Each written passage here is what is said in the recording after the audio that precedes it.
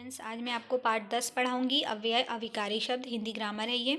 अव्यय अविकारी शब्द वे होते हैं जिनके रूप में लिंग, वचन और काल के प्रभाव के कारण कोई भी परिवर्तन नहीं होता है। जैसे वह धीरे धीरे दौड़ता है, तुम तेज दौड़ते हो। अव्यय के भेद। अव्यय 5 प्रकार के होते हैं: क्रिया विशेषण, संबंध बोधक, समुच्चय बोधक, विस्मयादि बोधक, निपात। क्रिया विशेषण निम्नलिखित चित्रों व उनके नीचे लिखे वाक्यों को ध्यानपूर्वक पढ़िए। खरगोश तेज दौड़ता है। अभय प्रतिदिन व्यायाम करता है। रवि सुबह सुबह घूमने जाता है। उपयुक्त वाक्यों में रंगीन छपे शब्द तेज, प्रतिदिन और सुबह सुबह अपने साथ आई क्रियाओं की विशेषताओं का बोध करा रहे हैं। ये सब क्रिया विशेषण शब्द हैं। इस प्रकार क्रिया की विशेषता बताने वाले शब्द क्रिया विशेषण कहलाते हैं। क्रिया विशेषण के भेद। क्रिया विशेषण के 4 मुख्य भेद होते हैं: रीतिवाचक, स्थानवाचक, कालवाचक, परिमाणवाचक। रीतिवाचक क्रिया विशेषण वे शब्द जो क्रिया के होने या करने के ढंग या रीति का बोध कराते हैं, रीतिवाचक क्रिया विशेषण कहलाते हैं। जैसे माही जल्दी जल्दी खाती है, सड़क पर सावधानी से चलना चाहिए। उपयुक्त वाक्यों में रंगीन छपे शब्द जल्दी जल्दी तथा सावधानी से शब्दों से क्रिया के होने के ढंग का बोध कराते हैं, इसलिए ये शब्द रीतिवाचक क्रिया विशेषण कहलाते हैं। फिर इसके कुछ अन्य उदाहरण: धीरे धीरे, तेजी से, अचानक, ध्यान से, प्यार से, नियमपूर्वक, शांतिपूर्वक आदि।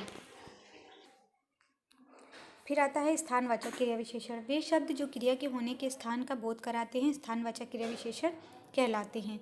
जैसे निखिल का घर ऊपर है, कृपया आप यहाँ बैठ जाइए।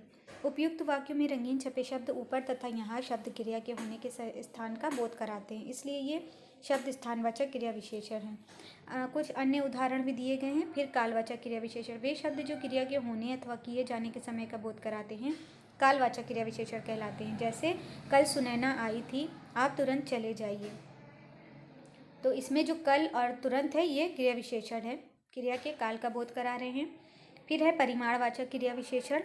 वे शब्द जो क्रिया की मात्रा या परिमाण का बोध कराते हैं, परिमाणवाचक क्रिया विशेषण कहलाते हैं। जैसे राजन बहुत शोर करता है, थोड़ा खाना सेहत के लिए अच्छा है। इस तरह देखिए विशेषण के रूप में और क्रिया विशेषण के रूप में भी दिया गया है विशेष में। दूसरा है संबंध बोधक। निम्नलिखित चित्रों व उनके नीचे लिखे वाक्यों को ध्यानपूर्वक पढ़िए। माता जी रसोई के अंदर हैं, वृक्ष के ऊपर बंदर बैठे हैं, मैं घर से दूर पहुंच गया था, तालाब के पास जाकर बाघ ने पानी पी लिया। तो जो रेड पेन से इसमें वाक्य लिखे गए हैं ये सब संबंध बता रहे हैं, ठीक है। तो संबंध बोधक वाक्य हैं ये सब। वे शब्द जो संज्ञा सर्वनाम शब्दों के बाद प्रयुक्त होकर उनका वाक्य के दूसरे शब्दों से संबंध बताते हैं, संबंध बोधक अव्यय कहलाते हैं।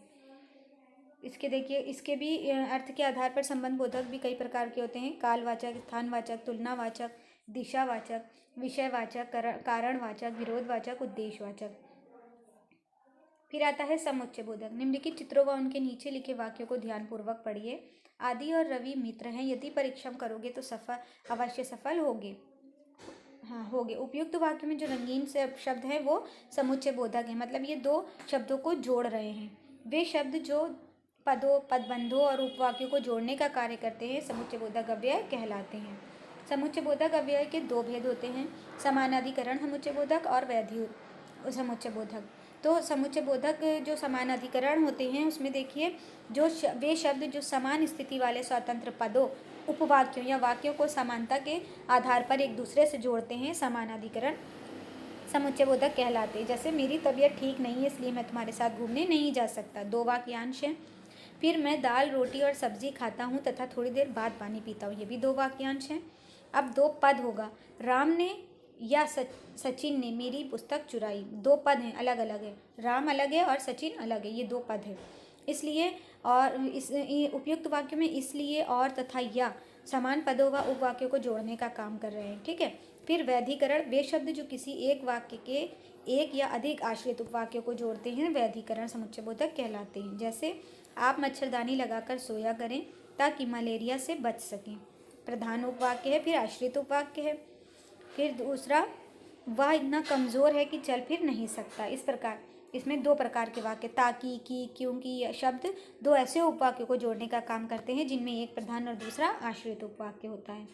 फिर है विस्मयादि बोधक। निम्नलिखित चित्रों व उनके नीचे लिखे वाक्यों को ध्यानपूर्वक पढ़िए। अरे तुमने सारे आम खा लिए, वाह कितना सुंदर घर है, बाप रे बाप इतना भयानक सांप। उपयुक्त वाक्यों में अरे वाह, बाप रे बाप विस्मयादि बोधक अव्यय हैं। इनके बाद विस्मयादिबोधक चिन्ह लगता है। ऐसे शब्द विस्मय मतलब आश्चर्य, हर्ष, शोक, घृणा आदि तीव्र मनोभाव व्यक्त करते हैं। इनका संबंध वाक्य के अन्य शब्दों से बिल्कुल नहीं होता है। ये अक्सर वाक्य के आरंभ में आते हैं। इस प्रकार वे शब्द जो हर्ष, शोक, आश्चर्य व घृणा जैसे भावों को व्यक्त करते हैं विस्मयादिबोधक अव्यय कहलाते हैं। कुछ अन्य उदाहरण नीचे दिए गए हैं, देखिए और उन्हें पढ़िए।